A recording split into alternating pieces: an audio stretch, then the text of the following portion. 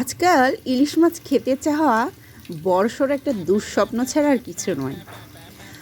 তবুও আমরা যখন ইচ্ছা করি, আলহামদুলিল্লাহ আল্লাহ অবশ্যই কোনো না কোনোভাবে আমাদের জন্য সেটা ব্যবস্থা করেই দেন। এই তো জামাইকে বলেছিলাম একটা ইলিশ মাছ নিয়ে আসতে, নিয়ে এসেছে। কি আর, যে কথা সেই কাজ। কেটে বেছে ধুয়ে নিলাম রান্নার প্রসেসিংয়ের জন্য।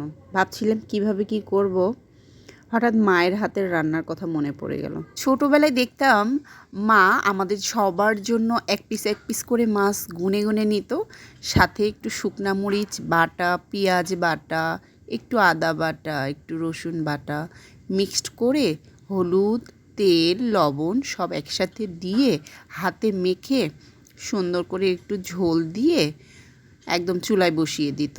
আবার ঢাকনাটা খুলে মাঝে মাঝে একটু দেখে নিত ঝোলটা আবার বেশি কম হয়ে গেল না তো। বেশি মানুষের বাড়ি বলে কথা, সবার পাতে একটা করে মাছের সাথে একটু করে ঝোল তো দিতে হবে, নইলে পেট ভরে তো আর কেউ খেতে পারবে না। এক থালা ভাতের সাথে মা যখন এক পিস মাছ আর একটু করে ঝোল দিত, কি শান্তি আর কি তৃপ্তি করে সে ভাতটুকু না খেতাম আমরা। আর সারাটা দিন হাতে কি ঘ্রাণ লেগে থাকতো ইলিশ মাছের। আর এখন 2টা খাই, 3টা খাই, কিন্তু ওই যে এক পিস মাছের স্বাদটা আর ফিরে পায় না, হাতটায় আর কোনো ঘ্রাণও লেগে থাকে না। যাই হোক, কথা বলতে বলতে দেখেন আমার রেসিপিটা আমি কিভাবে করেছি।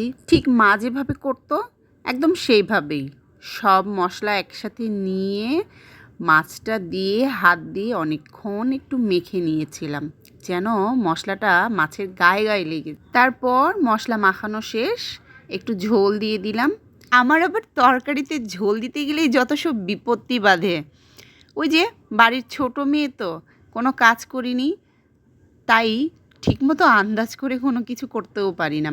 যাই হোক, বারবার বেশিই হয়ে যায়, কিন্তু এইবার আর বেশি হওয়ার কোনো চান্স নেই।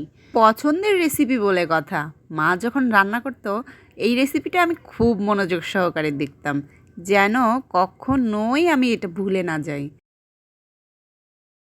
এই তো দেখেন, কথা বলতে বলতে আমার তরকারিতেও বলক চলে এসেছে। আর দেখেন, দেখতে অনেক লোভনীয় হয়েছে।